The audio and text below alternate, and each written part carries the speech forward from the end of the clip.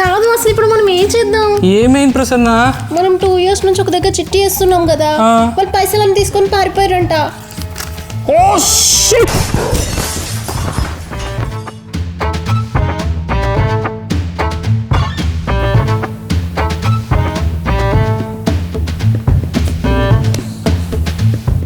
ఏం చందు, ఏం చేసినావు టీవీని? ఇప్పుడు ఎట్లా? ఓ పని చేయి, కస్టమర్ కేర్కి కాల్ చేసి మా టీవీ సడన్గా ఇట్లా అయిపోయింది, బ్రోకెన్ స్క్రీన్ వస్తుంది, వారంటీలో కవర్ అవుతుందేమో అడుగు తొందరగా. Chandu, hello Samsung customer care. Sir నా పేరు వచ్చేసి చందు సార్. మా దగ్గర ఒక టీవీ ఉంది సార్. ఆ టీవీ ఇట్లా పైలిపోయిన స్క్రీన్ వస్తుంది sir. Oh don't worry sir, we are here to assist you. మీరు ఎక్కడి నుంచి మాట్లాడుతున్నారు? హైదరాబాద్ నుంచి సార్. ఓకే అండి, మీరు టీవీ కొన్ని 2 years లోపు అయితే మీకు వారంటీ అనేది వర్తిస్తుంది సార్. దయచేసి మీరు టీవీ ఎప్పుడు కొన్నారో ఓకే చెప్పగలరా? సార్.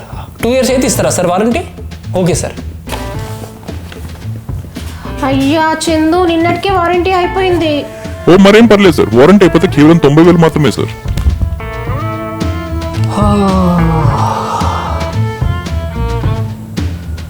బా తలనొప్పి వచ్చేస్తుంది, కొంచెం కాఫీ తాగుతా.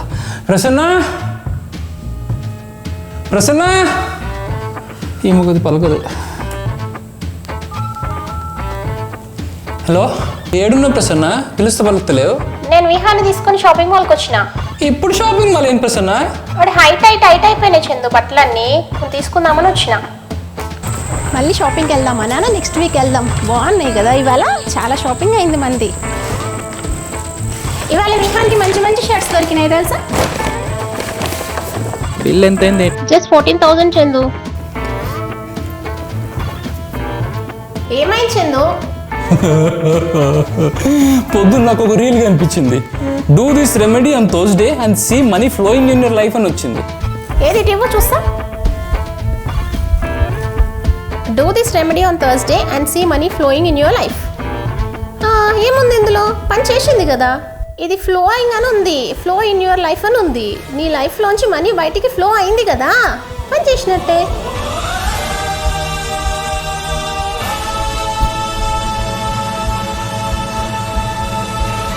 ఫ్లో అన్నారు కానీ ఇన్ఫ్లోను అవుట్ఫ్లోని చెప్పలేదు. కనీసం బిర్యానీ అయినా తృప్తిగా తిందాం. చంద్ర, ఈ శారీ ఎలా ఉంది? బాగుంది. బాగుంది కదా. మరి బ్లౌజ్ కుట్టించుకుంటే డబ్బులు ఇవ్వవా? ఈ అమ్మ, ఈ ఆకు కనిపిస్తే చాలు ఏదో ఒక బొక్క పడుతుంది.